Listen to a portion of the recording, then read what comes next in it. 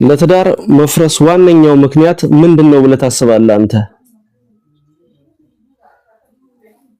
ለአንድ ትዳር መፍረስ ብዙ ምክንያቶች ሊኖሩ ይችላሉ። ለምሳሌ የቁርጠኝነት ማነስ፣ ታማኝ አለመሆን፣ ከልክ ያለፈ ጭቅጭቅና ግጭት፣ የገንዘብ ችግሮች እንዲሁም ደግሞ አደንዛዥ እጾችን መጠቀም ዋና ዋና ምክንያቶች ናቸው። እነዚህ ነገሮች ግን ብዙ ጊዜ ተደራራቢ ሆነው ነው ትዳርን የሚያፈርሱት። እርሶስ በዋነኛነት የትኛውን ብለው ያስባሉ? በዚህ ጉዳይ ላይ ታዲያ መፍትሄው አንተ ከወንዱና ከሴቱ በኩል ምንድነው ብለህ ታስባለህ? እኔ እንደማስበው ዋናው መፍትሄ ቀደም ብሎ በግልጽ መነጋገር፣ መከባበርና በጋራ መስራት ነው። እንዲሁም ችግሮች ሲፈጠሩ ወደ ኋላ ሳይሉ አብረው ለመፍታት መሞከር ወሳኝ ነው። ፍቅራቸውን ለማደስና ግንኙነታቸውን ለማጠናከር ጥረት ማድረግ አለባቸው። እርስዎ በዚህ ላይ ምን ትጨምራሉ? በትዳር ውስጥ ሴት ልጅ ይበልጥ ከወንድ የምትፈልጋቸውን ነገሮች ንገረኝ። ምክንያቱም አብዛኛው ወንዶች ይህንን ነገር ባለማወቅ ትዳር እያፈረሱ ስለሆነ እስቲ በሰፊው አብራራልኝ። እስኪ የአሁኑን ሴቶች ይበልጥ ከወንዶች የሚፈልጉትን ነገሮች ያልከውን እስቲ በድጋሚ ከይቅርታ ጋር አብራራልኝ። ምክንያቱም ብዙ ወንዶች ይህንን ነገር ማወቅ ይፈልጋሉ ባለቤታቸውን ለማስደሰት። በደስታ ቀደም ሲል እንዳልኩት ብዙ ሴቶች በትዳር ውስጥ የመደመጥ የመከባበርና የደህንነት ስሜት እንዲሰማቸው ይፈልጋሉ። እንዲሁም በስሜትና በተግባር አብሮነታቸውን ማሳየትና መረዳዳት ወሳኝ ናቸው። ለምሳሌ የትዳር አጋርሽ በምትናገርበት ጊዜ ሙሉ ትኩረትሽን ሰጥተሽ ማዳመጥ፣ ሐሳቧንና ስሜቷን ማክበር እንዲሁም በችግር ጊዜ ከጎኗ መሆንሽን በተግባር ማሳየት ወሳኝ ናቸው።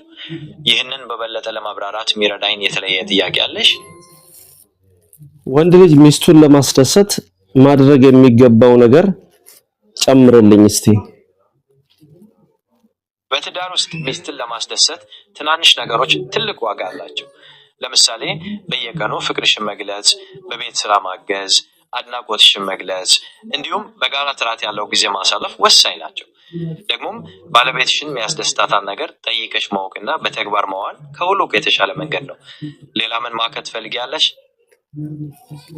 አንዳንድ ሴቶች በትዳር ውስጥ ማለት ነው እነዚህን ነገሮች እያደረክላቸው ደስተኛ የማይሆኑት ለምንድን ነው? ይህ ትልቅ ጥያቄ ነው።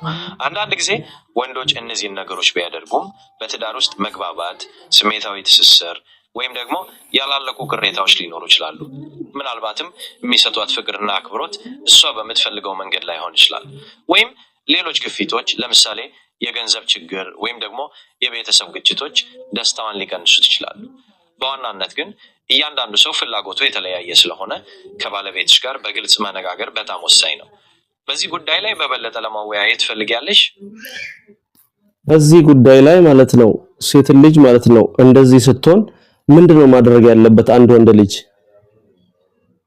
በመጀመሪያ የተረጋጋ ውይይት ማድረግ ወሳኝ ነው። ባለቤትሽን ምን እንደምትሰማት፣ ምን እንደታዘበችውና ምን እንደምትፈልግ በግልጽ ለመረዳት ሞክር። ያለባትሽን ችግሮች ለመፍታት በጋራም ተባበሩ። አንዳንድ ጊዜ የባለሙያ እርዳታ ለምሳሌ የጋብቻ አማካሪ ጠቃሚ ሊሆን ይችላል። እነዚህን ነገሮች ለማድረግ ክፍት ነሽ? ክፍት ነኝ። ለምሳሌ እኔና እሷ ተወያይተን የማንፈታቸው ችግሮች ከመጡስ ሶስተኛ ወገን ማስገባት ጠቃሚ ነው? አዎ፣ በፍጹም ጠቃሚ ሊሆን ይችላል። ሁለታችሁ ብቻችሁን መፍታት የማትችሉትን ችግሮች ለማሸነፍ የሶስተኛ ወገን ሚና ለምሳሌ የጋብቻ አማካሪ ወይም የተከበረ ሰው ፍጹም ገለልተኛ የሆነ ሐሳብ ሊሰጥ ይችላል። ይህ ደግሞ ችግሮችን ከተለየ አቅጣጫ እንድታዩና መፍትሄ እንድታገኙ ይረዳችኋል። እነዚህ አይነት አማራጭ ግምት ውስጥ ለማስገባት ፈቃደኛ ነሽ? አሁን ባለቤትህ አንተ እንዳልከው አሁን አብራችሁ እየኖራችሁ ሳለ እሺ፣ በተጨማሪ ካንተ ይልቅ ለሷ ቤተሰቦች ትኩረት ሰጥታ የምትኖር ከሆነ ይሄንንስ እንዴት አድርገህ መፍታት ትችላለህ?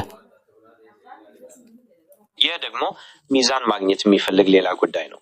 ለራስሽ ቤተሰቦች ትኩረት መስጠት ፍጹም ተፈጥሯዊ ቢሆንም በትዳር ውስጥ ደግሞ እንደ አንድ አካል የጋራ ህይወት መገንባት አለባችሁ። መፍትሄው በግልጽ ለመነጋገር የሁለታችሁንም ፍላጎት የሚያከብር ሚዛን መፈለግ ላይ ነው። ለምሳሌ ለቤተሰቦች ሰዓት ስትመድቢ ለብቻችሁም ደግሞ የተለየ ሰዓት እንዲኖራችሁ ማድረግ ይቻላል። ይህንን መሞከር ትፈልጊያለሽ? በመሞከር የሚመጣ መፍትሄ አለ? አዎ፣ መፍትሄ ሊመጣ ይችላል። ዋናው ነገር ሁለታችሁም በግልጽ ለመነጋገርና ለመጣጣም ፍቃደኛ መሆናችሁ ነው። እቅዶችን አብራችሁ ስታወጡና እርስ በርስ ስትደጋገፉ በትዳራችሁ ውስጥ ያለውን ደስታ ማሳደግ ትችላላችሁ። አሁን ባለው ሁኔታ ላይ ለመስራት ዝግጁ ነሽ?